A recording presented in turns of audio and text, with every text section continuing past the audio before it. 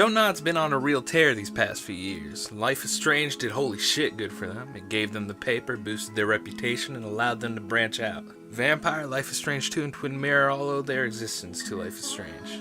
But that wasn't their first game. You know it was. Remember me? Remember me? Remember me. Remember me? Remember me? Remember me?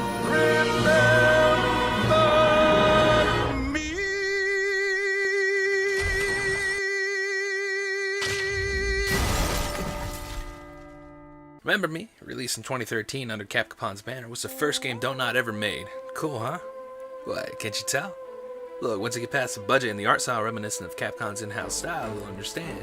Tackling serious subjects most other devs try to avoid? Check. Cramming your game full of ideas that deserve to be tried but don't go far enough?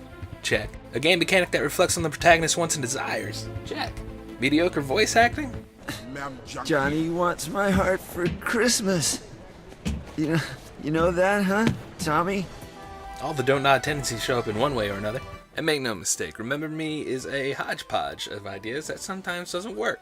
While I might usually blame this on the odd history of the game's development, considering all that came after, I'm just going to call it as part of Dontnod's brand. So the gameplay is split up into 3 distinct sections. For one, we have the platforming sections. This game is incredibly linear, and the platforming sections are rigid as all hell. You do what it wants you to do, and it locks you in, basically. Jump here, grab here, not much to it. The second and probably most prominent gameplay element is the combat, and just like the platforming, it is very rigid. Rather than a free-flow combat system like most character action games go for, this one chooses to use a dial-a combo. And I mean, technically most combos in video games use a dial-a combo method to some degree, but this game turns that shit not on its head, but on its feet. As if it were never turned at all. There's actually only a handful of combo strings available to the player. However, you can customize a combo by giving each button press a certain property. These are called presents. You got presents that will heal you, presents that will raise your power meter, presents that will link your attacks and make them stronger, and presents that will do regular ass damage. A combo will not work without a present. If you do not have a triangle present equipped, you cannot use the triangle button for combat. If you press the wrong button in a sequence of a combo, it will stop. As a result, the combat feels clunky. It's like a rhythm game without the rhythm. But when it works, like most things that work. It's actually just fine.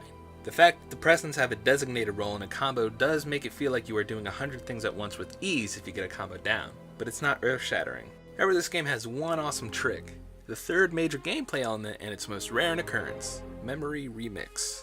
So you can go into someone's mind and change a memory through some Rube Goldberg logic. Here's an example. Nealon, that's you, has to remix the memory of Commander Frank Forlin on the orders of Edge, an heiress leader. She dives into his mind and finds a memory of his wife leaving him. Now if the memory plays out unaltered, Frank throws a beer bottle at his wife, misses, and she storms out. But Nealon has a hunter glove and can remix the hell out of some memories. Move some furniture, get rid of the bottle, turn the safety of the gun off, and you got yourself a domestic homicide. I dropped a lot of words in there, didn't I? Let me explain the world of Remember Me. In 2084 Neo-Paris, France, damn near everyone living within it has a device called Sensen in their heads that allows memories to be tampered with. Sensen can replace bad memories with good ones, replay memories whenever they want, share memories online, and presumably allow Memorize to obtain data on their customers. Memorize, by the way, is a corporation responsible for Sensen and essentially own Neo-Paris. Now the game starts out with Nealon waking up in a memory wiping facility owned by Memorize. She stumbles through the facility waiting to have the rest of her memories wiped out when she is suddenly contacted by someone named Edge. Now Edge does this weird thing by informing Nealon that she's part of an errorist organization. Now an heiress is basically a mind hacker with a political agenda. In real life, terrorists do not call themselves terrorists, so I don't understand why they call themselves errorists instead of mind hacktivists or memory reclaimers or something, but whatever, they're errors. Nealon breaks out of the facility and ends up in Neo-Parisian slums. This is where we meet the Leapers, people who have become deformed because of their addiction to Memorize products. They live primarily in the poor and desecrated areas of the city. It's a clunky and somewhat offensive metaphor for drug addiction and class disparity. There's probably a way to do drug addictions in video games without turning them to a mindless enemy to be feared, and the fact that poor people are the only ones subjected to the transformation doesn't help either. I guess it's kind of going for the CIA put cocaine in the inner cities to target black people type of thing. But not every addict became a hyper-aggressive monster that attacks everyone they see. Kind of goes for the District 9 route of oversimplifying incredibly complicated issues with good intentions, but at the expense of actual people. But above the slums we move up the class ladder. The working class folk of Neo-Paris live in flooded areas due to climate change. So less offensive and clunky metaphor for class disparity. Later in the game you make it to the rich parts of town. The The rich typically live above the flooded areas in buildings of pristine condition. They also have robots and a shit ton of advertisements. But you don't really spend that much time in any of these areas. Instead, you are mostly inside corporate facilities, prisons, office buildings, malls. You spend a negligible amount of time in the streets outside of the slums, instead jumping on rooftops. I guess it's fine. Remember Me goes for a more personal story anyway, even if it's using important political issues as a backdrop. I'd say that's good because the politics feel confused, and spending too much time on those issues only serves to highlight how confused they are. Disclaimer, I'm an American. I'm not well versed in the racial and class politics of France. This is my reading as an American. We got the heiress thing, which I don't like. We got the drugs issue, which I don't like. We got the vertical world based on class, which is fine. We have a biracial female protagonist, which yay, but she's voiced by a white woman, which boo. We have anti-corporatism, which is great. At the end of the game, she starts a revolution, which is good. It seems like the game wanted to both sides the large corporate masters with a small group of rebels, but it doesn't even commit to that idea, which is good, fuck that. But it leaves elements of that kind of storytelling there because of how it decided to play with metaphors. The rebels call themselves terrorists. Nealon kills scores of Leapers, but it's fine, they aren't even human. She's able to change the minds of the corporate overlords because they deserve redemption, not the Leapers. Remember Me's implicit argument reminds me of the Daryl Davis story, the one about the black musician who befriended and converted 200 KKK members to being non-racist. I hate this story. Not Daryl Davis, he's doing good work.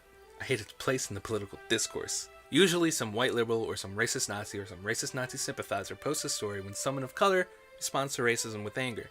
When people treat Nazis like how they deserve to be treated, some white fucker posts a story and goes, "This is how you defeat racism." Fuck off. 1, not everyone is that personable. 2, you are asking people of color and other marginalized groups to put their lives on the line and convert people so your white ass doesn't have to do shit. 3, it took them 30 years to get 200 people and it didn't work on everyone. 4, framing the Daryl Davis story that way implies that racism is the fault of its victims rather than the perpetrators. It's just some respectability politics ass bullshit. Remember Me isn't about race, not explicitly of course. It is France we're talking about and they aren't that woke on race. But Nealon is Daryl Davis and Dontnod is the white liberal retreating the Daryl Davis story. For one, Nealon's hunter glove allows her to change people's minds. More forcefully than Daryl Davis of course, but that's what she does. It also says something that she can't or really doesn't do with any of the Leapers. The rich deserve redemption and the poor addicted masses deserve death.